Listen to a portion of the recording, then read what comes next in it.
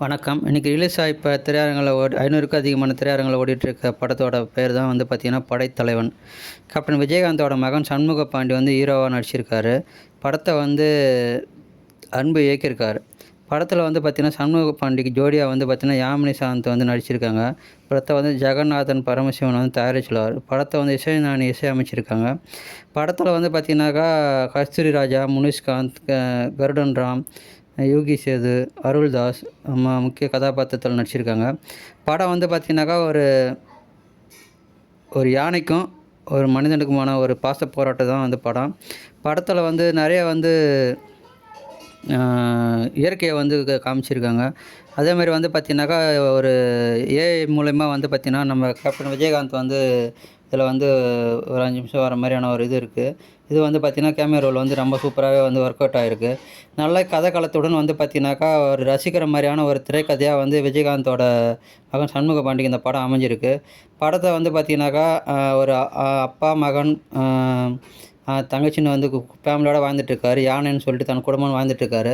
இதில் வந்து பார்த்திங்கனாக்கா யானை வந்து காணாமல் போயிடுது. அதேமாதிரி அவங்க அப்பா கொஞ்சம் கடன் வாங்கியிருக்காரு. அந்த கடத்தினால வந்து கொஞ்சம் ப்ராப்ளம் ஆகுது. அதுலேருந்து பார்த்திங்கனாக்கா அவர் யானை காணாமல் போயிடுது. யானையை தேடி போகிறாரு. அந்த யானையை தேடி போகும்போது பார்த்திங்கன்னா ஒரு சில விஷயங்களை வந்து அவர் சந்திக்கிறாரு. அதனால் வந்து அவரோட வாழ்க்கை அப்படி திசை மாறுது. எந்த மாதிரியான பிரச்சனையை அவர் சந்திக்கிறாரு. அதேமாதிரி பார்த்திங்கனாக்கா சண்முக பாண்டி வந்து பார்த்திங்கனாக்கா ரொம்ப வந்து ஒரு பர்ஃபெக்டான ஒரு ஃபைட்டு, அதாவது விஜயகாந்த் அளவுக்கு வந்து தன்னோட ஃபைட்டை வந்து பர்ஃபெக்டாக பண்ணியிருக்காரு. அவரோட ஃபைட் வந்து திரைக்கதையில் வந்து பார்த்திங்கன்னா ரொம்ப சூப்பராக ஒர்க் அவுட் ஆகிருக்கு விஜயகாந்துக்கு அடுத்தபடியாக. அதேமாதிரி அவரோட எமோஷ்னல் வந்து ரொம்ப சூப்பராக கனெக்ட் ஆகிருக்கு. அந்த யானைக்கும் அவருக்குமான அந்த பாச போராட்டம் எமோஷ்னல் வந்து பார்த்திங்கனாக்கா திரையரங்களை ரசிக்கிற மாதிரி இருக்குது. இசைஞானியோட பேக்ரவுண்ட் ஸ்கோரு, இசைஞானியோட இசை வந்து பார்த்திங்கன்னா ஒரு படத்துக்கு பக்கபலமாக அமைஞ்சிருக்கு. அதனால் வந்து பார்த்திங்கன்னா ரசிக்கிற மாதிரி, அதாவது எல்லா சினிமா வந்து ரசிக்கிற மாதிரி இருக்குது. அதோட இசையமைப்பாளரோட பங்களிப்பு இல்லாமல் ஒளிப்பதிவும் வந்து பார்த்திங்கன்னா இயற்கையை வந்து கம்பீரமாக வந்து தன்னோட ஒளிப்பதிவின் மூலயமா வந்து ஒளிப்பதிவு பண்ணியிருக்காரு. எடிட்டிங்கும் வந்து பார்த்திங்கனாக்கா ரசிக்கிற மாதிரி இது எந்த இடத்துலையுமே ஒரு லேக் இல்லாமல் ஒரு சூப்பராக ஒரு ஒளிப்பதிவு. அதுக்கப்புறம் பார்த்திங்கன்னா இசைக்கு அடுத்தபடியாக வந்து எடிட்டிங் ரொம்ப சூப்பராக பண்ணியிருக்காங்க.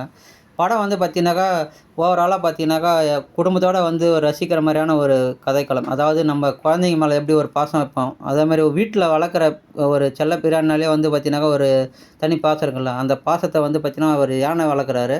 அந்த யானை மூலமாக அது வெளிப்படுத்துகிறாரு. படம் வந்து பார்த்திங்கனாக்கா ஒரு சூப்பராக வந்திருக்கு. தியேட்டரில் பார்த்து என்ஜாய் பண்ணணும். நன்றி, வணக்கம்.